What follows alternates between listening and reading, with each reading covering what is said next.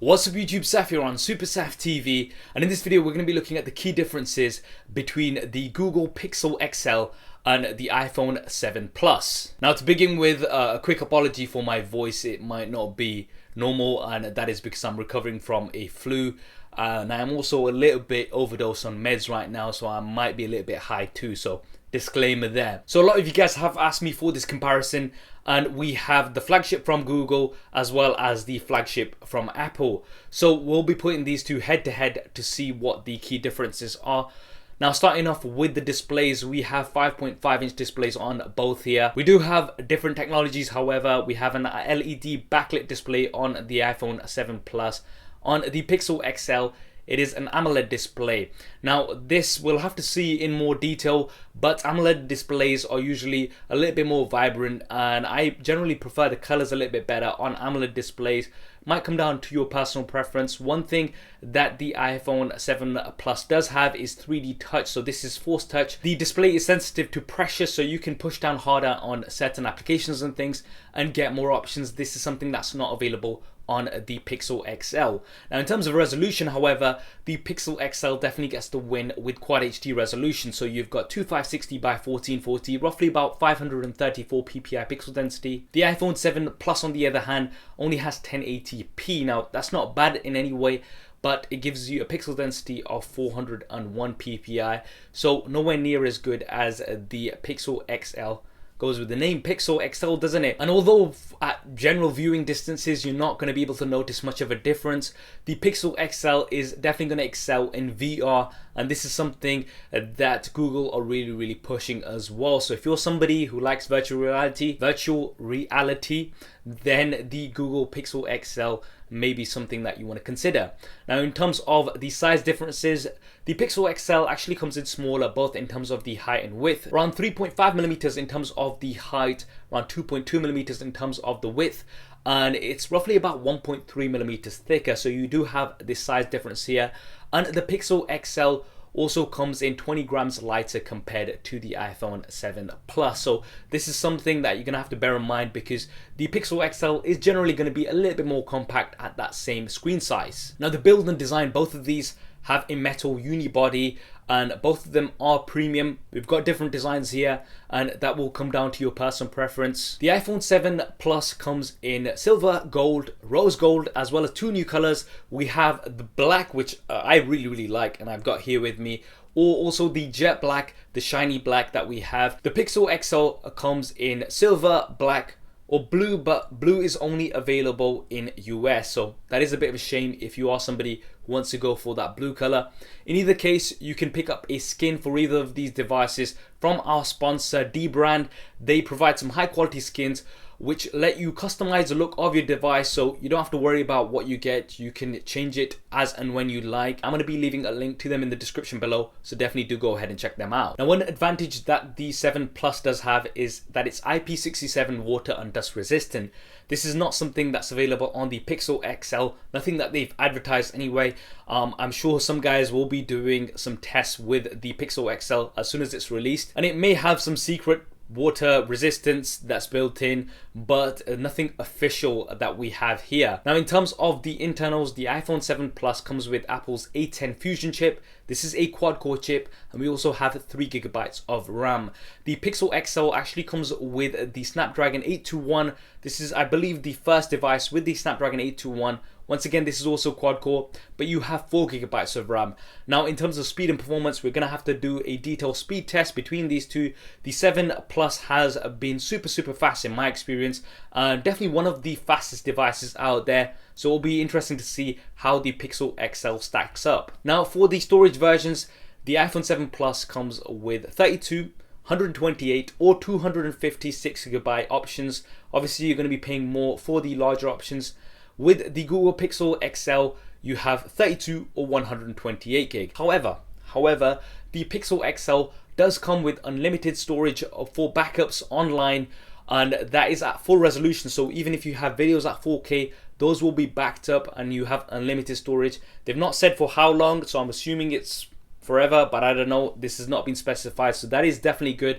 With iCloud, you are going to have to pay. You get 5 GB, I believe, that's free, but anything more and then you are going to have to pay. So this is an advantage that you do get with the Pixel XL, although you do get the 256 gig option on the iPhone 7 Plus. Now moving on to the cameras, this is where it gets interesting. So the iPhone 7 Plus has a dual camera setup. The main primary camera is a 12 megapixel sensor with an f1.8 aperture as well as optical image stabilization. Then you've got optical zoom, so the second sensor is an f2.8 sensor, and it's actually a zoom sensor, so it's roughly about 56 millimeters, and that is going to give you some zoom, but it only works in bright situations, by the way. In low light, that doesn't even work because of the f2.8 aperture. That's just something that I thought I'd put in there, but it is definitely quite useful, especially if you want to get closer to your subjects. That's definitely a nice thing to have. You're also going to be having a depth effect coming soon. It's only in beta right now, but it's going to be mainstream soon, and that's where you're going to be able to blur the background to give it some great results. And I am pretty impressed with the iPhone 7 Plus camera. It's definitely one of my favorite cameras out there right now. I've done lots of tests and I'll be linking those in the card, so definitely do go ahead and check those out.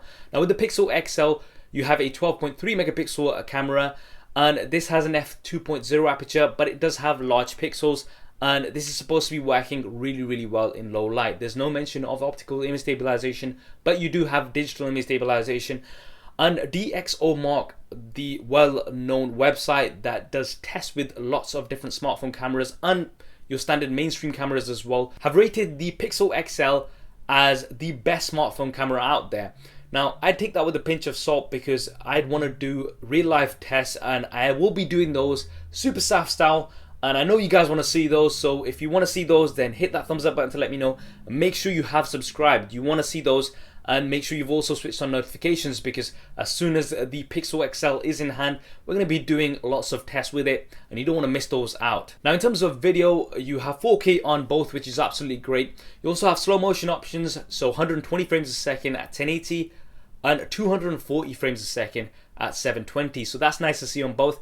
In terms of the selfie shooters, we have 8 megapixels on the Pixel XL with an f2.4 aperture.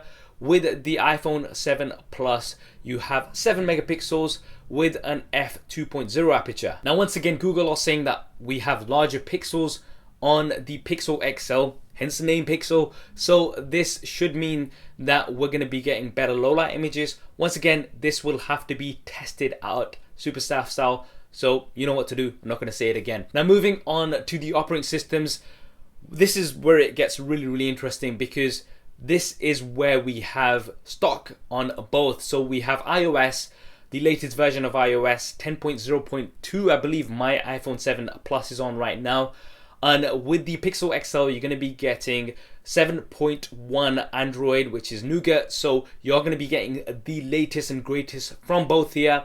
The updates are going to be coming to you straight away, and you're not going to have to wait around, and they'll be working smoothly as well, so you're not going to have to worry about bloatware and things. I'm not going to go into individual features because this is going to take too long, but those are also covered in other videos.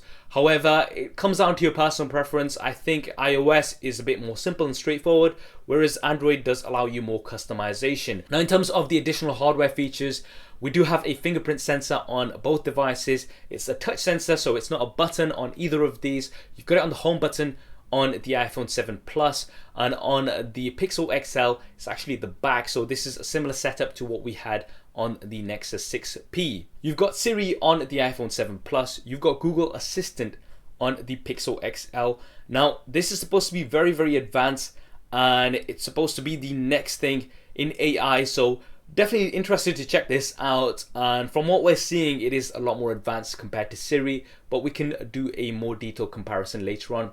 You've got USB Type-C on the Pixel XL. You've got a Lightning connector on the iPhone 7 Plus. Now it becomes a little bit more interesting because you are going to be using this Lightning connector a lot, especially if you listen to music with your wired headphones, and that is because you don't have a 3.5mm headphone jack. Surprise all of you guys already know about that, but there is no headphone jack on the iPhone 7 Plus. You're gonna have to use the converter that comes out of the box, or look for lightning cables, or get some wireless earpods or headphones. Don't get earpods. Those things look so stupid. But anyway, the Pixel XL does have a 3.5mm headphone jack if that is important to you. Now, in terms of sound as well, the iPhone 7 Plus does have dual speakers. So there's dual speakers. One is front facing, one's bottom facing. The Pixel XL just has a single bottom firing speaker. So the iPhone 7 Plus should be sounding better compared to the Pixel XL.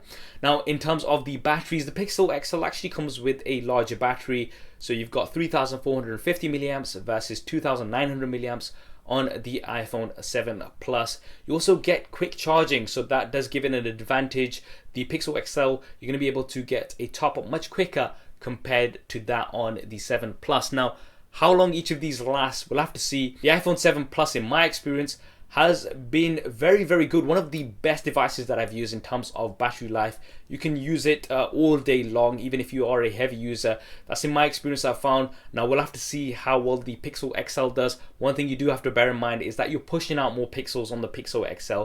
You are not pushing out as many with the full HD display on the iPhone 7 Plus. Now, in terms of pricing, this is very interesting because for the first time ever,